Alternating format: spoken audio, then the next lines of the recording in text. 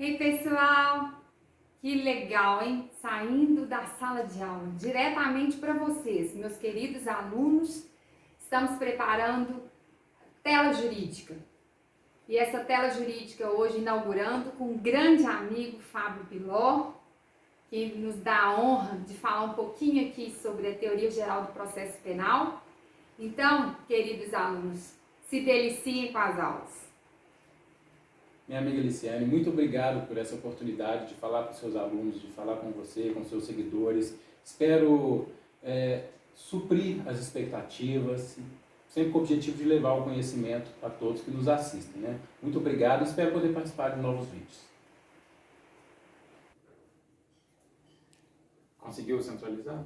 Ótimo. Estou bem aí, pessoal? Estão me vendo bem? Excelente. Então nós vamos falar um pouquinho de teoria geral do processo. Mas para falar dessa teoria geral do processo, antes de adentrarmos ao inquérito policial e à ação penal propriamente dita, a gente precisa entender o que viria a ser o processo penal, o que viria a ser a vingança e a própria pena. Tudo certo? Vamos começar.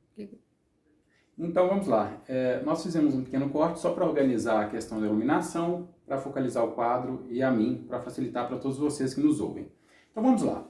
A princípio, a gente precisa entender o que viria a ser o processo penal, se ele tem como função simplesmente a vingança social através de uma pena, se pena está dentro da vingança, esse conjunto aqui entre pena, processo penal e vingança. Cada um deles, qual a função dentro desse sistema processual penal? Então, antes de adentrarmos ao inquérito processual, a ação penal propriamente dita, a gente precisa lidar com essa parte introdutória. Ela é de extrema importância, então eu peço que prestem atenção nisso e, se possível, estudem em casa com um pouco mais de tranquilidade esses pontos específicos. Então, o que viria a ser o processo penal? O processo penal é um conjunto de ferramentas aplicadas buscando a pena, buscando a penalização de uma pessoa que descumpriu o chamado pacto social. Isso tendo em vista a visão de Rousseau, que ele fala que nós vivemos em uma sociedade onde nós criamos um contrato e neles assumimos a responsabilidade de convivermos harmonicamente respeitando normas.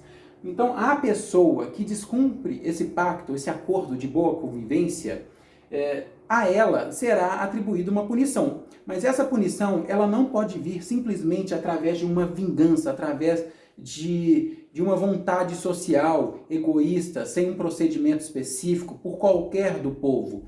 Para isso surgiu o processo penal, que é um conjunto de procedimentos. E a esses procedimentos devem ser resguardados, devem ser garantidas a aplicação de princípios diversos. Então, no processo penal, que sempre visa o fim principal do processo, é a pena. A pena para satisfazer a sociedade. Tá? E aí também existem as outras funções que a professora Liciane falará com vocês na teoria da pena e em outras partes do direito. Então, só lembrando, vingança não está dentro do processo penal. Por isso que aqui eu cortei. Vingança não faz parte do processo penal, de forma alguma. Tirem isso da cabeça de vocês. O processo penal ele deve ser embasado principalmente pelo princípio do contraditório e da ampla defesa. A gente precisa de um juiz imparcial, de um julgador, e não de um mero carrasco, de uma pessoa que venha fazer a vingança. Então, gente, esqueçam, processo penal não é vingança. Qual que é a natureza jurídica do processo penal? Para Fazzolari, segundo ele, processo penal é, como eu disse, um conjunto de procedimentos respaldados pelos princípios que eu mencionei, contraditório e ampla defesa. São os dois principais princípios. Depois a gente traz alguns outros, mas nesse vídeo inicial o objetivo é ser bem sucinto para trazer essa visão panorâmica do processo penal, da teoria. O processo penal ele só deve ser aplicado em conformidade com o princípio da necessidade. O que é isso? Só haverá processo se estritamente necessário, se houver realmente o descumprimento do nosso acordo social. Caso contrário, não há que se falar em processo. Não existe um processo desnecessário, somente se extremamente necessário, essencial para a consecução, para o objetivo principal, qual seja tranquilidade social, restabelecimento social daquela pessoa que veio a descumprir aquele acordo social que eu conversei com vocês, aquele contrato de boa convivência em sociedade. Então, antigamente, até o século XVII, vigia o sistema inquisitório. O processo ele era inquisitivo. A gente ouve muito falar sobre processo inquisitório, sistema inquisitório, mas o que viria a ser o sistema inquisitório e o sistema acusatório dentro do processo penal? No sistema inquisitório, na época da Santa Inquisição, da Igreja Católica, não havia procedimentos em contraditório.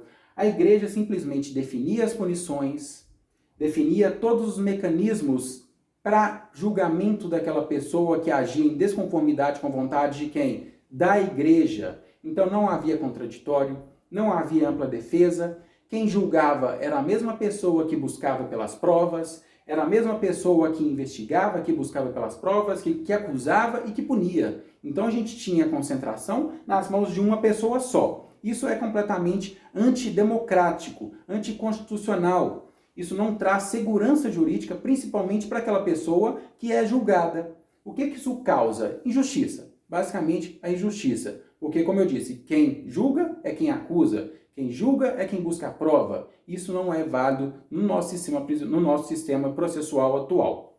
Posteriormente, então, ao século XVII, instaurou-se o sistema acusatório, no qual o juiz eles têm uma função definida de julgar, o promotor de justiça de acusar, o policial civil, no caso, de investigar. As funções são muito bem definidas. Aqui existe o contraditório, existe a ampla defesa, existe um devido processo legal. E se esse devido processo legal, que é composto por normas, por rituais, por uma organização, se ele não for cumprido, o devido processo penal não ocorre e o processo ele é nulo, violando assim o sistema acusatório.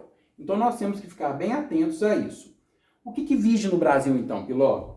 No Brasil existe um sistema misto. O que seria esse sistema misto?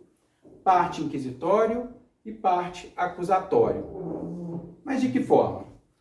No processo penal, ele prevê uma fase pré-processual, onde a gente chama de inquérito policial, o qual, já adianto, ele é dispensável. Para se ter um processo, não necessariamente a gente precisa de um inquérito, mas o inquérito policial, que é essa fase pré-processual, ele é inquisitório. Então aqui, o inquérito policial, ele é inquisitório. Lá não há publicidade, não há a oportunidade das partes requererem o contraditório, a ampla defesa, mas isso tudo eu vou entrar num próximo vídeo, porque houveram algumas mitigações com legislações recentes, que alteraram inclusive o Estatuto da OAB no seu artigo 7º. Mas, passado o inquérito processual, que é inquisitório sim, o delegado de polícia e seus investigadores, eles concluem, mas antes disso eles mesmos investigaram, chegaram a uma conclusão e mandaram para a parte processual, na verdade, para o promotor de justiça que fará a denúncia, apresentará a denúncia. Mas ele é inquisitório. Posteriormente a isso, oferecida a denúncia ou a queixa, no caso de ação penal privada, a gente tem um sistema acusatório, com a incidência dos princípios do devido processo legal, contraditório, ampla defesa, tudo muito completo, onde, se não respeitados, o processo será devidamente anulado. Então, por isso que se fala um sistema misto.